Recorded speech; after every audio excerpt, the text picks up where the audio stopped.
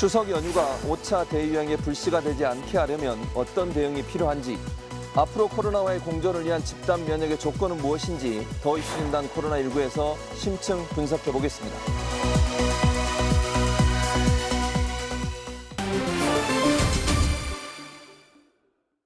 코로나 이슈에 대해 한 발 더 깊이 들어가보는 시간, 더 이슈진단 코로나19 지금 시작하도록 하겠습니다. 늘 저희와 함께 하시는 터줏대감 두 분이시죠. 이재갑 교수, 박지훈 변호사 함께 하시고요. 오늘도 특별한 게스트 한 분을 모셨습니다. 카이스트 의과학대학원의 신의철 교수님 모셨습니다. 어서 오십시오. 네, 안녕하세요. 예. 자, 신의철 교수님 우리가 특별히 모신 이유는 신 교수님이 바이러스 면역 학자시잖아요. 네, 맞습니다. 그런 차원에서 제가 여쭙고 싶은 것은 코로나 관련된 연구 활동이나 관심을 많이 가졌을 텐데 본인이 하시고 계신 연구 활동에 좀 소개를 부탁드리겠습니다. 예, 저는 바이러스 자체를 연구하는 사람보다는요. 예. 바이러스가 인체에 들어오면 어떤 식으로 반응하는가를 연구하는 바이러스 면역학자입니다. 그러시군요. 뭐 백신을 어떻게 개발해야 되는가, 또 뭐 백신을 맞으면 우리 면역 반응이 어떻게 나타나는가, 뭐 항체는 어떤가, 이런 거에 대한 연구를 해야 되는데 예. 이러한 그 코로나 시대에 뭐 그런 것들의 어떤 좀 가치가 좀 더 많이 좀 느껴주시는 것 같아서 저도 감사한 일이기도 한데 예. 그러다 보니까 또 저희가 또 연구해야 될 것들이 많아졌거든요. 그래서 굉장히 좀 저도 그렇고 예. 대학원생들이나 연구원들이 좀 고생을 많이 하고 있긴 합니다. 예. 그리고요, 사실 이번 추석 연휴를 맞이해서 사회적 거리두기가 조금 완화된 부분이 분명히 있습니다.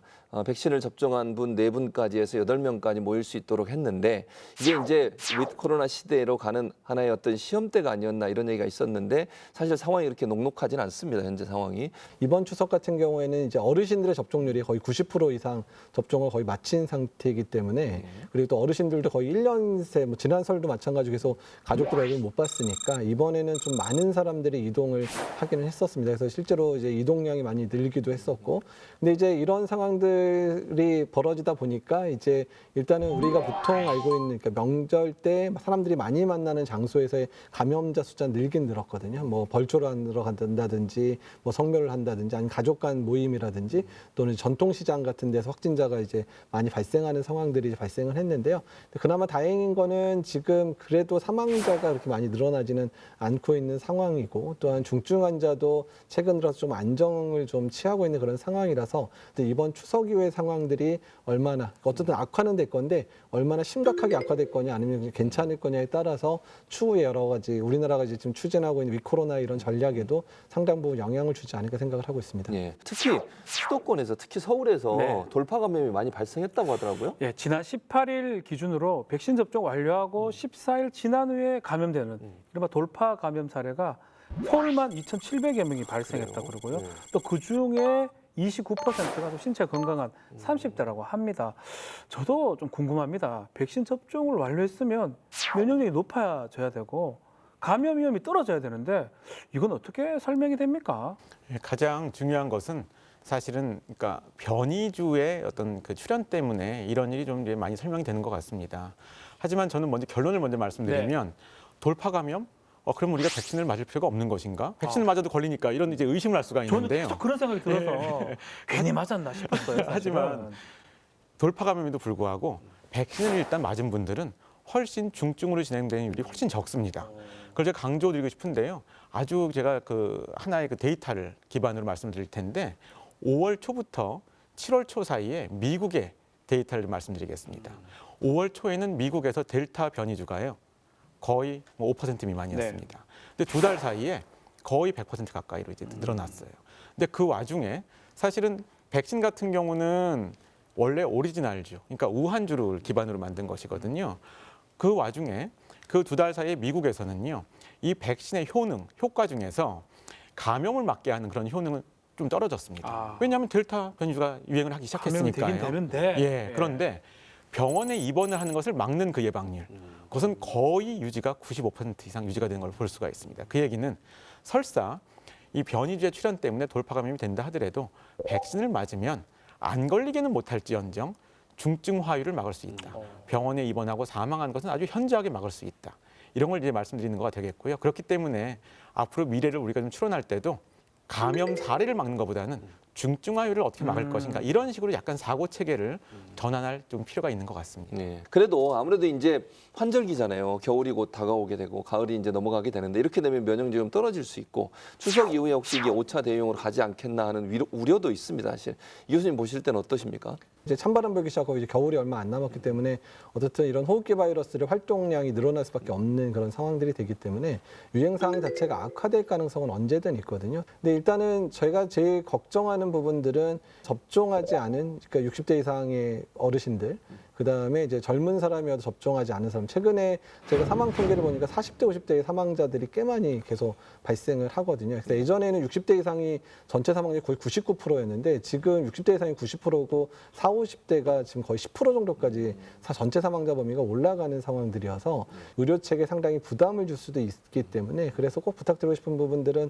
추석 이후의 상황을 그래도 우리가 버틸 수 있게 만들 수 있는 가장 큰 동력은 접종 완료율을 상당히 높이는 것뿐만 아니라 미접종자들이 접종에 충분히 동참해 주셔서 본인이 건강하게 겨울철을 날 수 있게 해주시는 게 앞으로의 우리가 이제 5차 유행이 만약에 오더라도 그래도 의료 체계가 버틸 수 있는 동력이 되지 않을까 이렇게 생각을 하고 있습니다. 결국은 면역 관리를 어떻게 하느냐가 가장 중요하다 이렇게 볼 수 있을 것 같은데 그런데요. 우리 사회 일반에서 면역에 관련돼서 여러 가지 헷갈리는 내용들이 많이 있다 이런 얘기가 나오고 있습니다. 그래서 제가 코로나 바이러스에 효과적으로 대응하기 위해서 면역에 대한 오해와 진실 이슈 체크해서 짚어보도록 하겠습니다. 지금까지 백신 이상 반응 신고 사례를 보면 20대, 특히 여성의 비중이 높다고 합니다. 남성보다 여성이 또 젊을수록 면역력이 더 세기 때문에 그렇다고 하는데 이거 사실입니까? 예. 일단은 그 백신 이상 반응과의 관계를 얘기하기 전에 면역력이라는 단어를 쓰셨는데요. 그것에 대한 말씀을 먼저 드리겠습니다. 근데 저는 면역이라는 게 마치 하나의 점수화 될 수 있는 것처럼 해서 그것이 세냐 약하냐 약간 이런 좀 단순한 식으로 설명을 하는 것인데요. 면역은 그렇게 단순한 것이 아니고요. 굉장히 면역에도 우리 몸을 좀 보호해주는 듯한 느낌의 뭐 항체나 T세포 반응도 있는 반면에 염증을 일으킨다고 하면 우리가 좀 안 좋은 느낌이 들잖아요. 사실 염증 반응도 면역 반응과 같이 어우러져 있는 그런 것입니다. 그렇기 때문에 면역 반응이 어떤 것들은 좀 우리 몸에 유리한 것도 있는 반면에 질병을 일으키는 면역 반응도 있습니다. 그렇기 때문에 지금 일어나고 있는 백신의 이상 반응이 뭐 누가 더 많다고 해가지고 그것이 꼭 면역 반응의 강도와 또 연관이 있다고 단정 짓기는 어렵다고 말씀드릴 수 있겠고요. 확실히 뭐 항체라든지 T세포라든지 지금 우리 코로나19에 대한 보호력을 주는 그런 면역은 백신을 똑같이 맞는다 하더라도 고령자분들보다는 젊은 사람들이 강한 게 사실입니다. 그렇기 때문에 그것은 제가 단언할 수 있겠습니다만 이상 반응은 꼭 면역과 꼭 이렇게 연관질 수는 없다고 생각을 합니다. 자, 저 같은 경우는 백신 접종 이후에 아무런 반응이 없었습니다.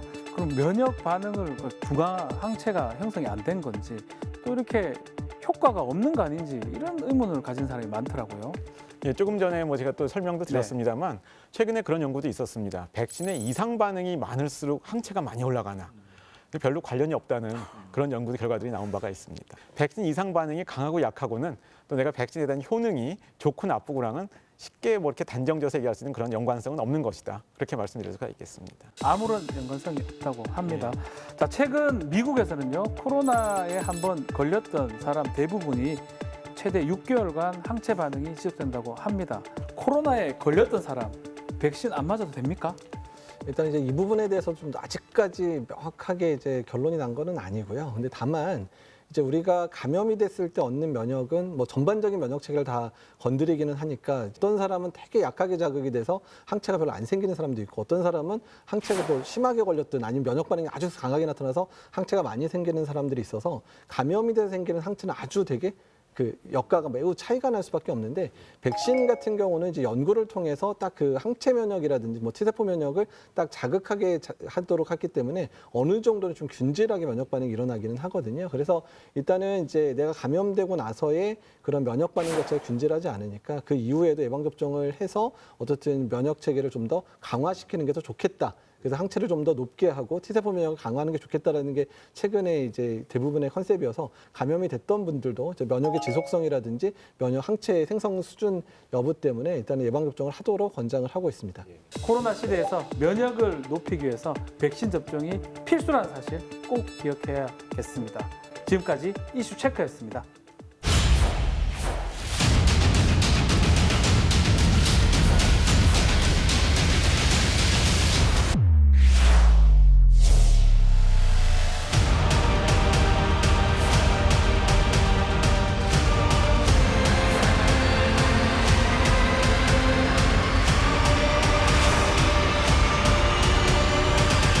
최근 우리나라는요, 전 세계적으로 예방 접종률이 높은 7개국과 비교해도 상당히 사망자나 중증 환자를 잘 관리하고 있다 이렇게 볼 수 있을 것 같은데, 근데 지금 미국 같은 경우에 접종률이 높음에도 불구하고 사망자 관리가 제대로 안 되고 있다는 얘기가 나오고 있습니다. 근데 사실 이제 미국이 접종률이 높다는 얘기 이제 옛말이 돼버린 상황들이죠. 그러니까 왜냐하면 미국이 1차 접종 마친 사람들이 아직 70% 못 넘고 있고요. 그래서 현재 있는 이제 한국 의사들하고 가끔 이제 연락을 해보는데 중환자들이 어마어마하게 다시 늘다. 그래서 지난 겨울 수준 정도로 이제 늘어난 상황이고, 그래서 의료진들도 많이 소진되고 있다 이런 얘기들을 많이 하고 있더라고요. 근데 특히 이제 미국은 이제 비만 환자가 많고 흡연자들이 있고 막 이러다 보니까 이제 그런 사람에서 오다 보니까 40, 50대에서 미접종 때문에 사망한 사례들이 상당히 많이 발생하고 있는 문제들이어서, 근데 주로 지금 이게 미국의 정치 지형 때문에 좀 다르게 되는데, 민주당을 전통적으로 지지하는 그 주들은 접종률이 다 70% 넘고 전반적으로 이렇게 중환자 환자가 늘긴 늘었지만 그래도 버틸 만한 수준인데, 이제 공화당 지지자, 특히 트럼프 지지자들 같은 게 접종률이 40, 50%밖에 안 되는 주들이 많다 보니까 그런 주는 거의 지금 지난 겨울 수준 정도의 확진자하고 사망자, 중환자들이 발생하고 있다고 얘기가 나오고 있어서 상당히 좀 우려되는 상황들이 상당히 좀 길어지고 있다라고 생각하시면 될 것 같습니다. 예. 델타 변이로 인해서 미국의 상황이 상당히 안 좋다 이런 얘기를 우리가 들었는데, 이러다 보니까 변이가 자꾸 발생하면 백신이 효과가 없는 거 아니냐 이런 우려가 있으실 텐데, 신 교수님께 여쭙고 싶은 것은 변이 위험이 계속돼도 우리가 백신을 반드시 맞아야 되는 이유가 있는 거죠. 네, 그렇습니다. 요즘에 이제 많은 분들이 이제 백신을 맞고 계신데요. 이 백신을 우리가 맞으면 두 가지 다른 종류의 면역 반응이 일어납니다. 하나는 항체, 요즘에 중항체라고도 하는 것이죠. 그것이 이제 1번 반응이고요. 두 번째는 T세포 반응이라는 것이 일어납니다. 이 항체 같은 경우는 우리가 이 항체가 잘 생성이 되면 바이러스가 내 몸에 들어오더라도 내 세포 안으로 못 들어가게 막아주는 역할이 있습니다. 그러니까 세포 안으로 못 들어가면 바이러스는 그냥 무용지물이 돼버립니다. 이렇기 때문에 좀 원천적으로 이제 감염을 차단하는 그런 효과가 있다면, T세포는 내 세포가 바이러스에 감염되고 나면 그것을 재빨리 제거해주는 그런 역할을 합니다. 되게 선택성도 뛰어나요. 정상 세포는 안 건드리고요. 바이러스에 감염된 세포만 딱 골라서 막 제거를 합니다. 자, 그런데 이 변이가 생기면은요, 델타를 하나 예를 들어 보면은 이 델타 바이러스는 우리 중화항체의 반응을, 그 효능을 한 5분의 1로 떨어뜨린다고 합니다. 그런데 T세포로부터는 거의 도망을 못 가요. 이 바이러스 입장에서는 항체로부터 내가 도망가야지라고 했을 때는 도망가는 건 비교적 좀 쉬운 편인데, T세포로부터 도망가는 건 거의 불가능하다고 볼 수가 있습니다. 실제로 데이터를 보면은요, 저희 연구 결과나 외국에서 나온 연구 결과를 보면은 우한주의, 오리지널주에 대해서 T세포의 그 어떤 활성 효능이 100일 때 델타는 조금 떨어져봤자 95로 떨어진다고 합니다. 5%가 채 안 되는 것이죠. 그렇기 때문에 우리가 이 T세포 면역을 또 의식한다면, 우리 설사 변이주가 아무리 또 새로운 변이주가 나온다고 하더라도요, 현재 백신 접종을 계속하는 것이 굉장히 중요하고요. 또 아까 항체와 T세포의 약간 다른 종류의 면역 반응을 생각한다면, 작용을 생각한다면, 굉장히 강력한 변이주가 나온다고 하더라도 우리가 백신을 맞으면 설사 감염은 걸린다 하더라도 T세포가 작동을 하면 중증은 안 될 것이다. 이런 것들을 좀 강조하는 그런 결과라고 할 수가 있겠습니다. 예. 결국은 접종을 해야 되는 분명한 이유를 신 교수님 잘 설명해 주셨어요. 이게 일단 돌파 감염이 되더라도 생명을 건지는 일, 또 맞습니다. 지키는 일은 예. 정말 중요하다 이렇게 맞습니다. 말씀해 주셨습니다. 전 세계적으로 이러다 보니까요, 부스터샷에 대한 논의가 활발하게 이루어지고 있습니다. 그런데 부스터샷 찬반 의견이 상당히 팽팽한 거죠. 맞습니다. 백신 개발사죠. 화이자, 모더나 같은 경우는 부스터샷 필요하다는 것 같은데, 아스트라제네카나 세계보건기구, 또 미국의 식품의약국 같은 경우는 필요 없는 거 아니냐, 이렇게 좀 분분한 것 같습니다. 우리나라 같은 경우는 부스터샷 접종 계획을 세운 걸로 알고 있는데, 맞아야 됩니까? 현재까지 전세적인 이제 학자들이나 이제 정부나 결정된 부분들, 일단 이제 공감대를 얻은 거는 고연령층과 고위험군, 특히 면역 저하자에 대해서는 일단은 부스터샷은 해야 되지 않겠냐라는 부분들. 어차피 그 면역이라는 것 자체가 이제 상당한 시간이 가게 되면, T세포 면역도 그 지속 시간이 길긴 길지만 언젠가는 이제 떨어지기 시작할 거니까 부스터샷은 필요하다. 그래서 일단 기본적인 대상은 고연령층, 그리고 고위험군, 면역 저하자, 이런 분들은 일단은 다 공감대를 다 가지고 있는데, 지금 현재 가장 논란의 지점은 뭐냐면, 그러면 전체한테 다 부스터샷을 할 거냐, 특히 젊고 건강한 사람한테까지 부스터샷이 필요한지에 대해서는 상당히 좀 논란이 많습니다. 왜냐하면 일단은 돌파 감염이 되더라도 일단 중증화 위험, 그다음에 사망 위험이 많이 떨어져 있는 상황인데, 거기에 부스터샷을 했을 때 그 부스터샷이 지금 2회 접종 또는 이제 접종 완료한 사람에서의 중증 환자가 감소하는 효과, 사망자 감소하는 효과를 더 이제 예방 효과를 올려줄 거냐에 대한 부분은 연구 기간이 짧기 때문에 증명이 아직 안 된 측면들이 있습니다. 그래서 일단은 저는 개인적인 생각은 전국 건강한 사람들에 대해서는 조금 더 연구 결과를 기다려서 일단은 그런 실제로 중증화율이라든지 또는 사망자의 그런 감소 효과가 실제로 나타날 수 있는 시기쯤에 부스터샷을 해야 될 거라고 생각이 되고, 그렇게 되면 시간을 좀 벌 수 있는 그 시간 동안 남는 백신들을 백신 접종을 아예 지금 뭐 1% 미만인 국가, 10% 미만인 그런 저소득 국가들한테 충분히 분배를 해서 그쪽에서의 유행 상황을 최소화시켜서 전 세계적인 유행 상황, 특히 변이 바이러스의 출현들을 막는 측면에서의 노력들이 병행되어야 되지 않을까 그렇게 생각을 하고 있습니다. 네. 또 전 세계적으로 이제 부스터샷에 관한 논란이 많다 보니까 연구들이 많이 진행되고 있는데요. 그 중에 우리가 좀 관심 갖고 살펴봐야 될 논문 태그 저널에서 살펴보도록 하겠습니다.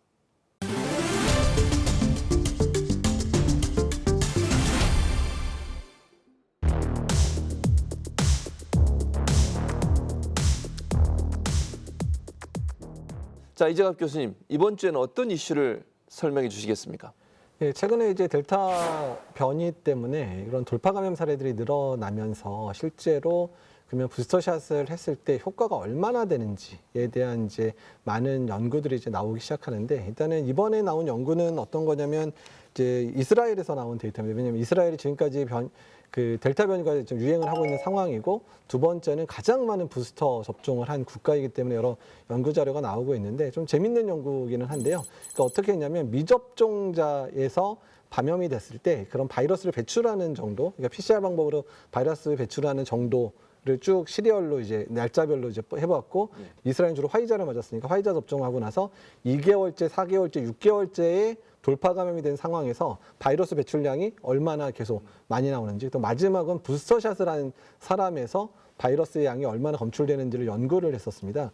근데 이제 이 연구에서 보게 되면 이제 미접종자에 비해서 당연히 이제 접종을 완료했던 사람에서 2개월까지는 바이러스 감소 효과가 아주 뚜렷하게 나타나기 시작하는데, 이제 4개월, 6개월 지나가면서부터 바이러스를 감소하는 효과가 많이 떨어지더라. 그래서 실제로 이제 2개월째 상황보다 거의 80% 정도까지 바이러스 배출하는 감소 효과가 떨어지는 게 확인이 됐는데, 부스터샷을 맞고 나면 그게 다시 원래대로 회복되는데 더 강하게 회복이 돼서 이런 이제 돌파 감염이 되더라도 바이러스 배출량을 다시 확 줄여주더라. 이런 연구가 나왔습니다. 다만 한 가지 이제 확실한 거는 내가 바이러스 배출을 많이 하면 많이 할수록 남한테 전파시킬 수 있는 부분에 대해서는 어느 정도 공감대가 있거든요. 그러니까 백신 접종을 충분히 하고 부스터샷까지 맞는다면 일단은 돌파 감염이 되더라도 남한테 바이러스를 전파할 능력들은 많이 떨어지겠더라. 그리고 일부 바이러스의 배출 효과가 떨어지니까 일부 중증 환자로 넘어가는 부분을 좀 더 예방할 수 있지 않을까에 대한 이제 실마리가 되는 연구기는 하는데요. 다만 이제 아직까지 부스터샷의 실제적인 상황, 지금 이거는 연구에서의 바이러스만 감소됐는지 여부만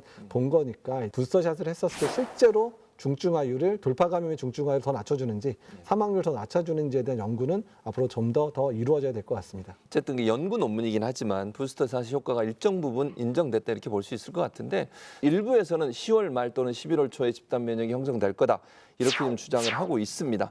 이 주장에 대해서 신 교수님 어떻게 보시는지 말씀 부탁드리겠습니다. 백신이 처음에 개발된 다음에 그 어떤 그 예방률, 그 보호율이 생각보다 굉장히 높았습니다. 막 90%가 넘고 그랬잖아요. 그 당시에 많은 사람들이 얘기했던 집단 면역은 바로 협의의 집단 면역이었습니다. 그 얘기는 뭐냐면 백신을 막 하니까 막 95%가 효과가 좋고 하다 보니까 야, 우리가 이걸 빨리 전 세계인들한테 백신을 접종하다 보면은 아무도 안 걸리고 하다 보면 이제 아무튼 전파도 안 되고, 이제 어떻게 보면 서로 백신 맞은 사람들이 서로 이제 격벽이 되어져 가지고 우리 사회에서 몇 년 후에는 이 코로나19를 완전히 없앨 수 있지 않을까? 그런 기대를 할 수 있었어요. 그래서 이런 것들이 협의의 집단 면역인데, 사실은 지금 우리가 언론에 보시는 것처럼 백신을 맞아도 걸리는 사람들이 있거든요. 돌파 감염이라고 하는 것이죠. 예. 이런 것을 보면은 이러한 협의의 집단 면역은 아마 이루기는 성취하기는 틀린 것 같다. 이것도 어떻게 보면 중간에 한번 어떻게 우리가 이 질병이 어떻게 될까를 한번 예상을 했는데 그것이 약간 틀려버린 것입니다. 그렇다면 집단 면역은 절대 불가능한 것인가?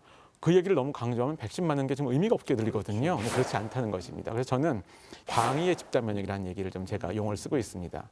그러니까 우리가 이 백신을 다 맞고 한다면은 더 이상 바이러스가 우리 사회를 못 돌아다니지는 않습니다. 그래도 생깁니다. 돌파 감염도 있고, 또 이론적으로 그런 것이지 실제적으로 100%의 인구가 다 맞을 수는 없는 걸 테니까요.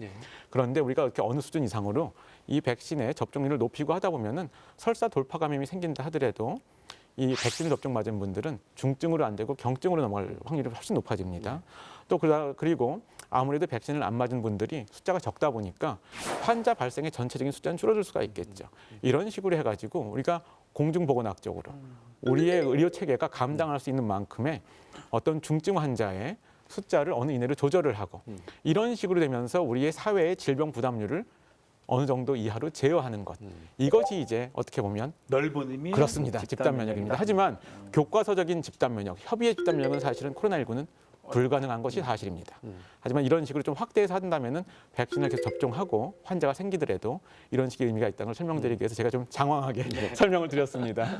넓은 의미의 예. 집단 면역은 형성 가능하다. 결국 그것이 우리 의료 체계가 감당 가능할 정도의 컨트롤이 가능한 그런 상황이 되는 거라고 말씀을 해주셨습니다. 확산세가 이어질 거에 대한 우려가 분명히 있습니다. 우리가 어떻게 해야 될지 또 정책은 어떻게 가야 될지 조언 부탁드립니다. 추석 이후에 몇 가지 뭐 있더라도 꼭 해야 될 부분들. 첫 번째는 일단은 접종 완료자를 충분히 올려야 되는 부분들. 그러니까 신규 접종자뿐만 아니라 접종 완료를 충분히 올려서 일단은 중증으로 넘어갈 만한 사람들을 충분히 줄여놓는 작업들이 10월까지 계속 일어나야 되는 상황이고요. 예. 두 번째는 의료 체계를 빨리 정비를 해서 중증 환자가 좀 늘더라도 감당하는 수준도 만들어야 되고요. 돌파 감염 사례들은 대부분 경증으로 대부분 되고 중증으로 넘어가는 확률이 적으니까 그런 분들 같은 경우는 일부는 재택 치료나 이런 게 대부분 가능해질 수 있는 상황들이 되니까 그런 분들은 좀 재택 치료를 하고 미접종자들의 감염은 좀 더 강하게 이제 치료하는 이런 방식으로 가는 그런 의료 체계를 빨리 정비를 해놔야 추후에 확진자가 접종률이 많이 올라더라도 확진자가 좀 늘더라도 우리 의료 체계도 감당 가능하고 국민들도 이제 위기라는 시기로 1년 반을 지냈지만 이제는 위험을 줄이는 선택을 할 수 있게끔 하는 전략으로 넘어가려면 이제 앞으로 그런 전략들을 갖춰서 빨리 좀 준비를 해놔야 국민들도 받아들일 수 있을 것 같거든요. 그래서 추석 이후에 그런 상황들이 잘 제대로 만들어졌으면 좋겠습니다. 장기적 관점에서 코로나19를 대응할 수 있는 정책이 필요할 걸로 보이지는데 신 교수님, 향후 5년간 그러면 코로나19 관련해서 우리가 어떤 대책을 세우는 게 필요하다고 보십니까? 제가 좀 옛날 얘기 하나 해드리겠습니다. 예. 1889년에 그 당시에는 바이러스가 뭔지도 모르던 시절이었습니다. 그때 러시안 플루라는 게 있었어요. 그 당시에 전 세계적인 유행을 했던 러시안 플루라는 게 있었는데요. 지금 몇 년 전이죠? 그러면 한 130년 전이라면 되겠네요. 이름이 플루지, 플루는 사실 독감을 얘기하는 거거든요. 근데 그때 그 사람들은 그냥 호흡기로 전파되는 질환이면 다 플루라고 불렸습니다. 그 사람들은 그냥 러시안 플루라고 알고 있었어요. 근데 최근 연구 결과에 따르면은요, 바로 러시안 플루의 원인이 OC43이었다는 그런 연구 결과가 나왔습니다. 그 당시에 러시안 플루는요, 사람 전파도 되고 많이 사망도 했는데 지금 130년이 지났지만 그게 50년 후에 됐는지 언제 됐는지 모르지만 점점 감기가 돼버린 것이죠. 그러니까 결국은 그 OC43이라는 코로나 바이러스가 몇십 년 동안 걸쳐진 그 일을 우리가 백신을 이용해 가지고 5년 동안 또는 뭐 몇 년 동안에 그렇게 일반 감기처럼 만드는 것이 아주 현실적인 목표가 되겠습니다. 그러니까 말하자면 경증화가 된다는 것은 이게 우리가 반가운 일인데 토착화를 시킨다는 건 이 병이 많아진다는 거니까 반갑지 않은 것 같지만 이 두 가지가 사실은 꼬여 있는 문제입니다. 토착화가 될수록 경증화가 쉬워지고 경증화가 될수록 토착화가 별게 아닌 게 돼버리고 이런 것들을 아주 정교하게 시뮬레이션 해가면서 우리가 향후 3년 후, 5년 후, 10년 후를 계획해야 된다고 생각을 합니다. 자, 두 분 말씀을 들어보면 단기적으로 우리가 의료 체계 부담을 주지 않는 범위 내에서 통제를 하면서 장기적으로 코로나와 함께할 수 있는 연착륙이 반드시 필요하다 이런 생각이 듭니다. 더 이슈 진단 코로나19 오늘 준비한 소식은 여기까지입니다. 저희는 다음 주에 더 새롭고 또 시청자분들에게 꼭 필요한 정보를 가지고 다시 찾아뵙도록 하겠습니다. 오늘 함께해 주신 여러분 고맙습니다.